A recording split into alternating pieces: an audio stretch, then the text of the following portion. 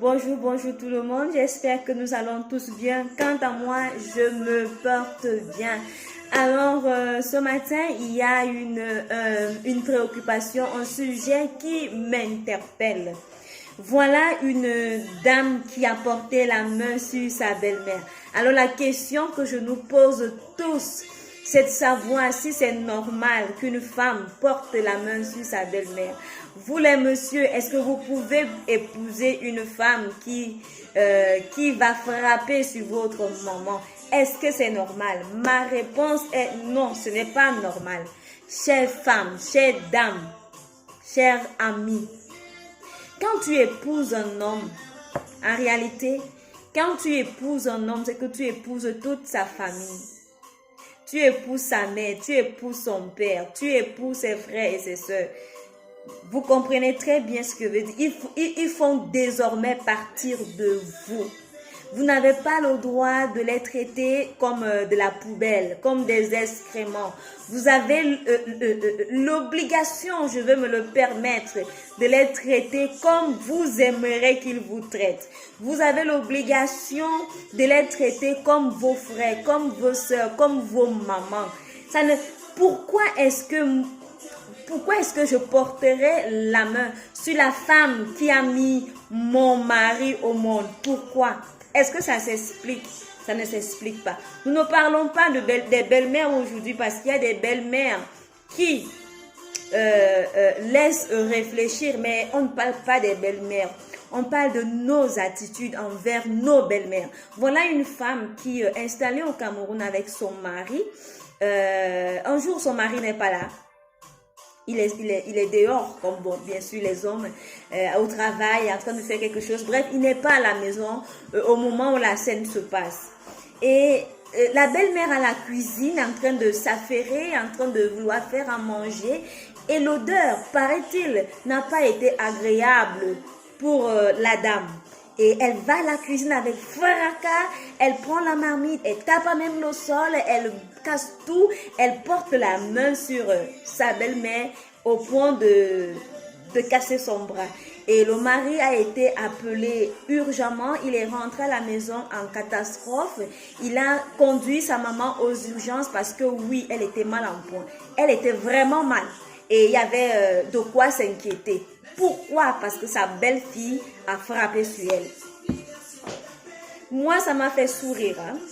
Ça m'a fait sourire parce que je dis, ça n'a pas de sens. Si je porte la main sur la femme qui a mis mon mari au monde, ça veut dire que je peux porter la main sur ma maman. Donc, ça ne s'explique pas. Il y a un manque d'éducation quelque part. C'est vrai qu'il peut arriver des moments où peut-être le fait d'être en Afrique, pour elle qui a grandi en Europe, elle n'arrive pas à bien prendre les choses. Peut-être qu'elle a à l'intérieur d'elle les situations qui ne lui font pas plaisir, qu'elle n'arrive pas à exprimer, qu'elle n'arrive pas à partager avec son mari.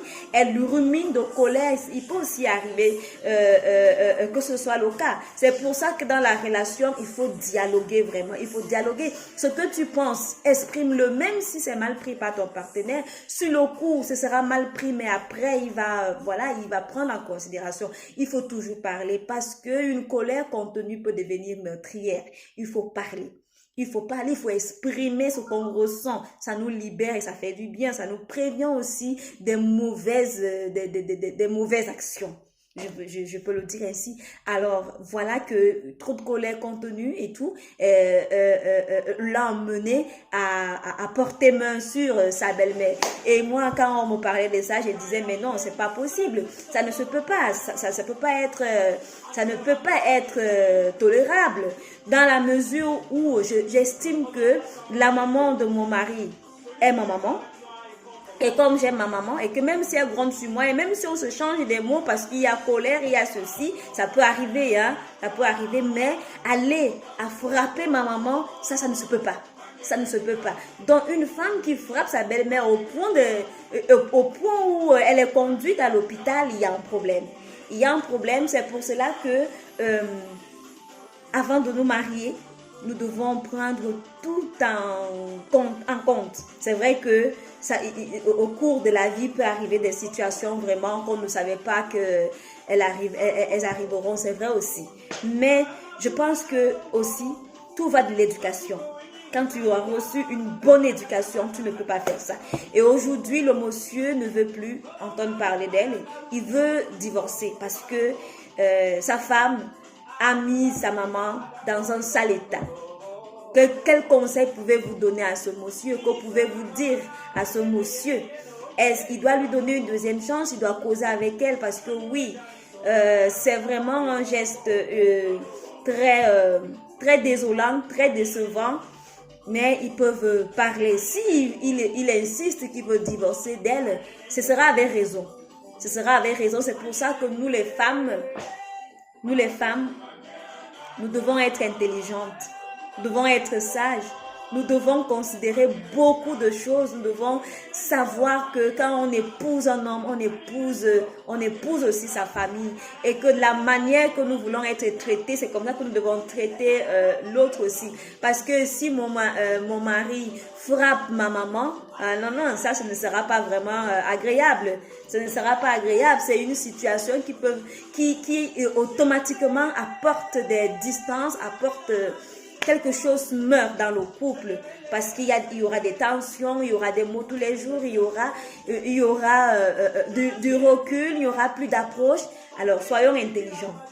Soyons intelligentes, les hommes comme les femmes, ça nous interpelle tous, particulièrement nous les femmes. Et alors ce que je peux ajouter comme conseil à ce qui me concerne, je le dirai toujours, excusez-moi pour ceux qui m'écrivent une bosse pour dire que toi et ton Dieu, oui on est ce qu'on est, moi c'est mon héritage et cet héritage je me suis jusqu'au jour de ma mort, je vais parler toujours de Dieu parce que avec Dieu, on est à l'abri de beaucoup de choses. La parole de Dieu nous enseigne vraiment et moi je demande à toutes les femmes vraiment de considérer leur belle-mère comme étant leur maman premièrement et de s'attacher au Seigneur. Si tu connais Dieu, attache-toi au Seigneur. Le Seigneur, la parole de Dieu, c'est le meilleur éducateur. Tu vas comprendre beaucoup de choses et puis il y aura le Saint-Esprit en toi, l'Esprit de Dieu qui va t'habiter, qui sera en toi, va t'empêcher de faire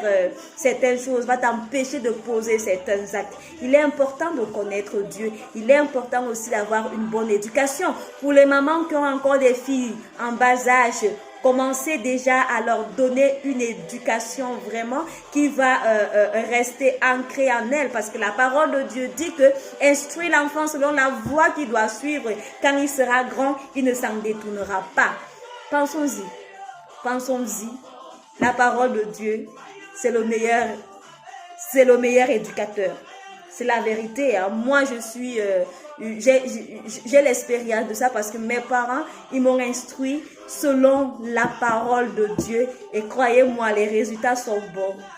Les résultats sont bons. C'est pour ça que je ne peux que conseiller ce que moi, j'ai reçu.